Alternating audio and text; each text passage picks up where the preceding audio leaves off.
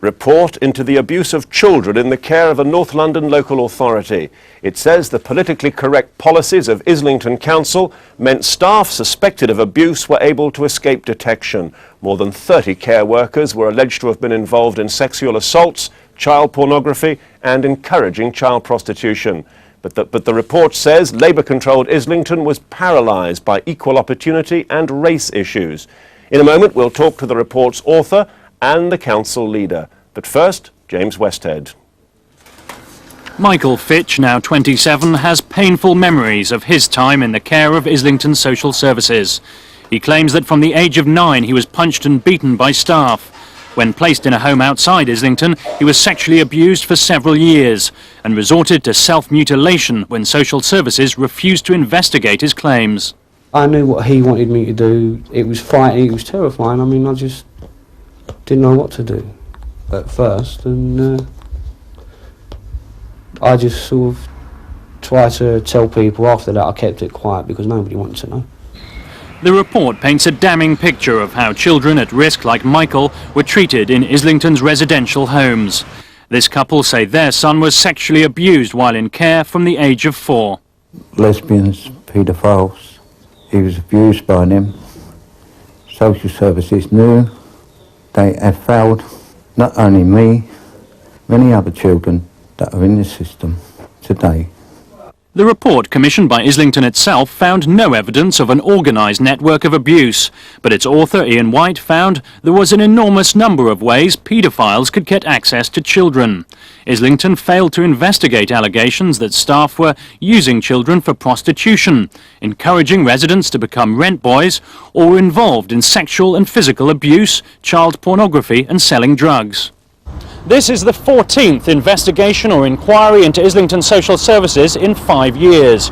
Altogether, 32 staff have been accused of activities ranging from sexual or physical abuse to supplying children with drugs or pornography.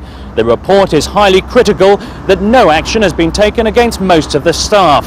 In fact, all but one have gone on to work elsewhere, probably with children. The only remaining staff member, the manager of the Park Place Children's Home, has now been suspended on the recommendation of the report, although 41-year-old Alfred Hurst is not accused of sexual abuse. Another care worker who's now left Islington says during her time there, abuse was widespread. How can you sleep at night when you see young people and children continually abused? Physically, mentally, sexually sometimes, emotionally. It's the whole system really stinks.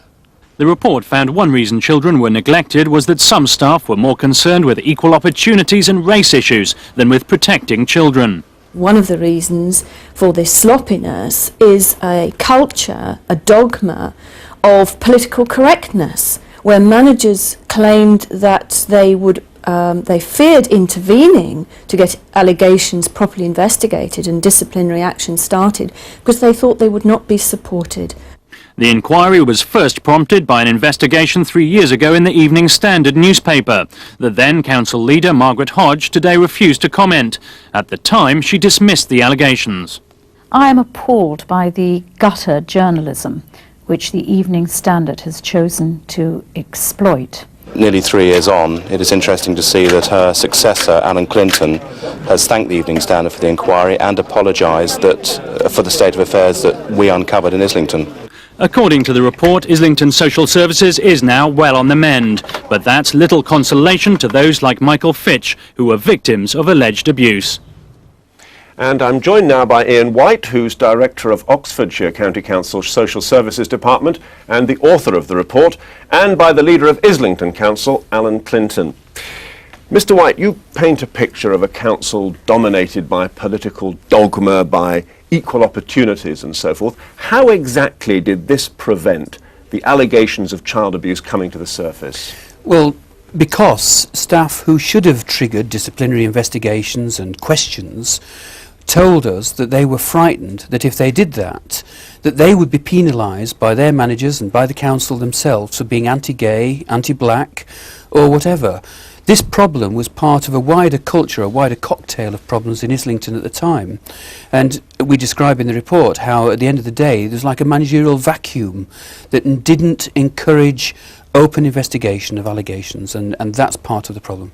So none of this would have come to the ears of the most senior officers or the councillors themselves? Well, it should have percolated right from the bottom to the top, right to the director and to the chairman of the committee and so on. In fact, we can't track where it finished, but it always fizzled out. The responsibility lies from top to bottom with Islington at the time. Now, 32 people are implicated in one way or another in this child abuse matter. Where are they now? Well, 31 of them are somewhere else, and that's one of the big issues in this. They may be all innocent, but they were never investigated. If they were involved... When you say somewhere else, do you mean still working in childcare? They could be working in childcare in the next door borough, in Oxfordshire, in Newcastle, anywhere. How do I, as a Director of Social Services, know what their history is if my colleagues in Islington didn't investigate them in the first place? That's the biggest problem, it seems to me. They could still be working with children and possibly abusing them. Mr. White, for the moment, thank you.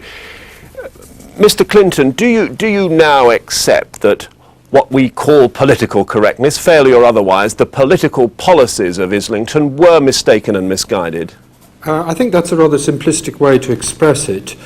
Certainly we had an equal opportunities policy which was not properly implemented, and we accept that a great deal went badly wrong in the implementation of the policy, and a great deal needed to be changed in order to put a stop to the kind of distressing outcomes that you've described earlier on in this mean, you were there at the time. You were the council's deputy leader under Margaret Hodge. Did you have any suspicion at all? Did you ever hear any rumours or whispers at all about this kind of thing? Not in that period, no. Not until the time of the Evening Standard allegations.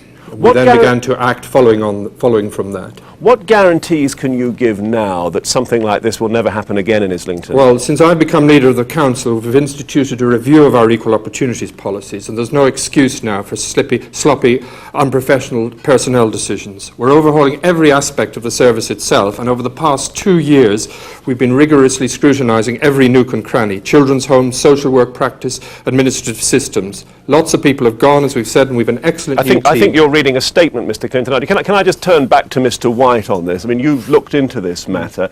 Are you satisfied, very briefly, that Islington has cleaned up its act, that this won't happen again? Yes, I've got every confidence in Hannah Miller and her team. They've got some way to go still, but I think people in Islington can now be confident that their social services are well on the mend. Mr. White and Mr. Clinton, thank you. Well, failing to